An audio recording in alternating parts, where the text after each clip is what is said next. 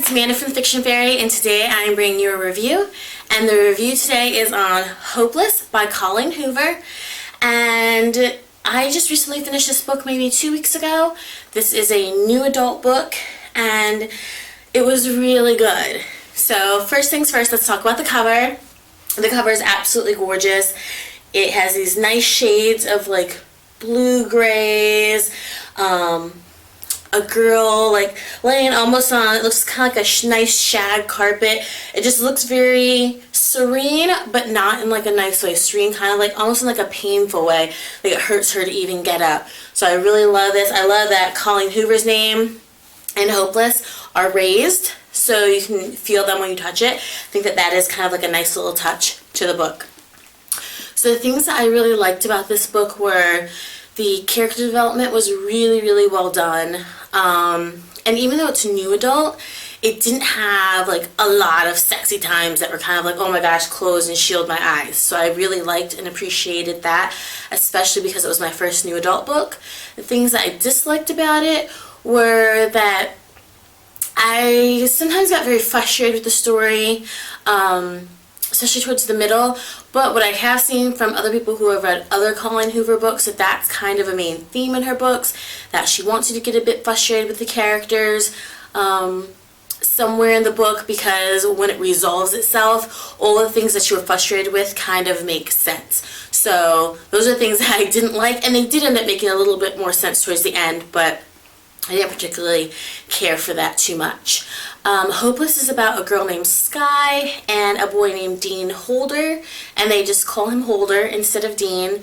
And Sky lives next door to her best friend, and Sky and her best friend are a little loosey-gooseys, and they tend to hang out with a lot of boys, a lot of the wrong boys, and they tend to do things that they should not be doing at all whatsoever with these boys. So they don't have the best reputations. To Sky's reputation, I can say that is a +1 for her, that although she does do things with boys that she should not do, Sky has never gone all the way with any of the boys. Not that it matters much in the grand scheme of things in teenage reputations, because nobody cares that you've never gone all the way with them. They just make things up and you're still considered a slut just because you've been making out and kind of, you know, going to different bases with these guys even though you haven't gone all the way. So Sky, we find out, has been homeschooled, lives a fairly sheltered life, doesn't have access to computers, cell phones, TVs. Her mom is like a new age vegan. They are just very like, almost like hippie-ish. And at first it seems a bit weird because, you know, most of us are not raised that way. But then you come to find that, you know, that's just her life. You get used to it. And she has a best friend that lives next door who does have TV, telephone, all this stuff. So even though she doesn't have it, and she's not privy to it on her own, she does know what a TV and telephone and things like that are. She just doesn't have them in her household. So Sky is homeschooled, and she begs and begs and begs and begs her mom to please let her do her senior year of high school at a regular public school. So that way she can do her final year with her best friend, kind of get a feel for public school, just see what it's like to be a normal teenager. So finally her mom breaks down and says, fine, you know, you've been begging me so long, you can go to public school for your senior year of high school with your best friend. So Sky's like super amped about it. She's so excited. Her and her best friend will finally be able to go to school together. And her best friend breaks the news to her that, oh, by the way, I know that we planned for you to beg your mom to let you go to public school with me for a year, but I won't be here. I'm going to be on an exchange program in Italy. Sorry about that. I was like, if my best friend did that to me, I would be pissed, because Sky has never gone to public school at all. So it was terrifying enough to go with your best friend, but at least you'd have her. Now she's already signed up for public school. School's right around the corner, and she's going to be going at it alone because her best friend decides that doing a abroad study program is more fun than doing your final year with your best friend, whom you promised you would do your final year with. And I thought that that was just a little bit messed up, and it kind of gave me a bad taste in my mouth for her best friend from the beginning. Not just because her best friend kind of drug her into all these shenanigans with boys, but because her best friend kind of like pulled the wool over her eyes and like, I mean, like, super hoodwinked her on this whole school situation. So me and her best friend did not start off on the best of terms. So Sky comes to terms with the fact that she's going to have to go to school by herself. She sucks it up. She says, no, I'm going to make the best out of a bad situation, and I'm going to go to school anyway. Well, she goes to school, and unfortunately, everybody knows her reputation, even though she's never gone to public school, because of her best friend. Her best friend has a horrible reputation like her. So, you know, she gets the typical taunting, slut written on the locker, you know, people throwing dollar bills at her like she's a stripper, this, that, and the other. Throughout the book, Sky does persevere through school. She tries to make the best out of a bad situation. There's some bumps in the road, and you really do get a sense of what it would be like if you were homeschooled your whole life and very sheltered, to now going to public school and still being sheltered as far as the fact that she didn't have a cell phone or a TV or anything like that. How difficult it would be for you, what you would feel like, what you would be going through. I really, really like that section of the book because I felt like it was very real. It didn't feel made up. It felt extremely realistic. Now, another problem that we find out that Sky has is that the reason why she lets herself make out with all these boys is because she doesn't feel anything for them. She has never felt love for anybody. She never feels any sort of sexual drive, emotion. She just does it to do it. It's just something to do. It's kind of like eating an apple, but she never feels the hunger. She's simply just eating it to eat it. She doesn't feel satisfied. She doesn't feel the hunger. She doesn't even care for the taste of it. She just does it. And that makes you feel very sad for her. You're not quite sure why she feels that way towards men. It makes you feel sad for her, but you realize she's a bit young to even really be into that type of stuff. But at the same time, you feel bad that she's been with all these guys, you know, in different ways, but just never felt any spark for any of them, you know. So finally, Holder comes into the picture. And when she sees him, she just, like, the sun and the moon rise at the same time. All the stars come out, fireworks, things that Sky has never felt before in her life start to happen. She's not sure why they're starting to happen. She's not even sure what it is. She's never felt it before with anybody. And the thing with Holder is she's never spoken to him, kissed him, hugged him, touched him, nothing. All she did was see him, and she feels all these emotions that she's never felt for guys that she's actually been with. So the story of Dean, Holder, and Sky begins to bloom.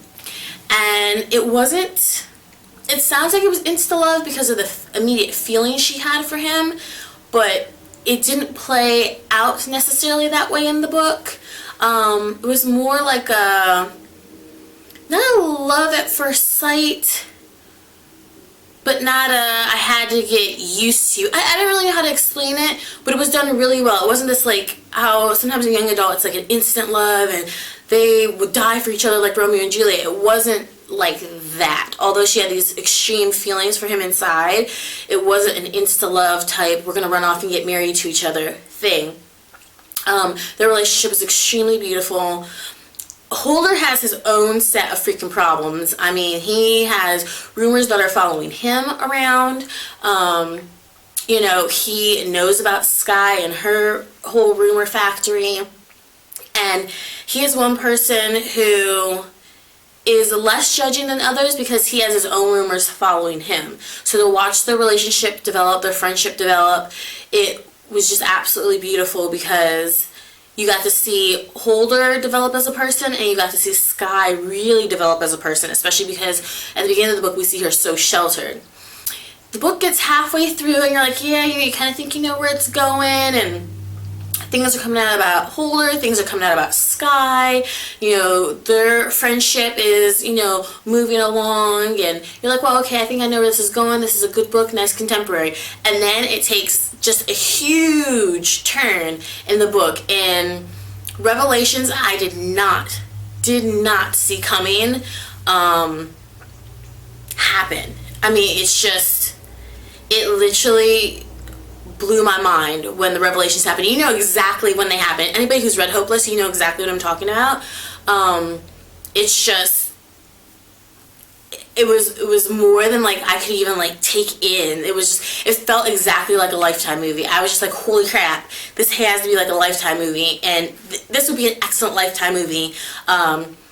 a book to be made into a Lifetime movie. I wouldn't recommend it for like a big screen. I don't think it could be done properly, but a Lifetime movie, absolutely, this would be perfect, because the revelations that happened like broke you down and just brought you to the point of tears. It really did. I was so glad I didn't know too much about this book when I went into it, because your heart just breaks in the book, and all of a sudden all these tiny pieces of the book come together. Every character comes together.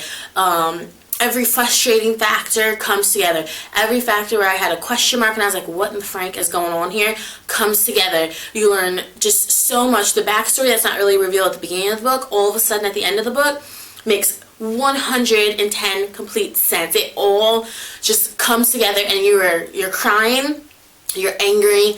I wanted to rip the book in half. I was just like, oh my god, how could this be happening? It all makes so much sense now. It was just a perfect conclusion to the book. It was beautiful. It was wonderful. Absolutely loved it. This is a wonderfully written book, guys. Like I said, it takes you on a full journey, exactly like a Lifetime movie would. It reads exactly like a Lifetime movie. This is a fantastic book to get if you're new to new adult, like how I was. It's just a really fantastic book, and I plan on reading more Colleen Hoover books now that I have read this one, because I'm like really into her writing, really into the way that she's able to capture a story, make it feel extremely realistic, and have a meaning behind her book. Absolutely would recommend this book to anybody who loves contemporary, anybody who likes like Lori Halse Anderson.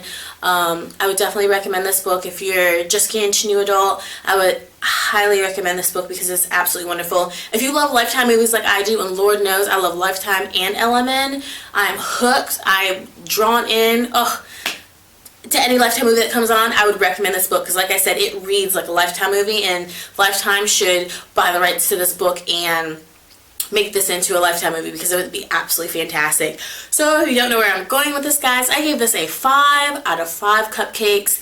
This was really good. You guys know I don't give away 5s easily, but this really did kind of like blow my socks off, especially at the end, where it went, where it took me, and just the overall feeling it left me with, that it has still left me with, and the initial overall feeling I had as soon as I closed the book. As soon as I closed the book, you almost felt like you couldn't breathe, like you just wanted more. And to me, that is the sign of a fantastic 5 out of 5 cupcakes books. So thank you so much, guys, for coming by the Fiction Fairy and watching my review of Hopeless by Colleen Hoover.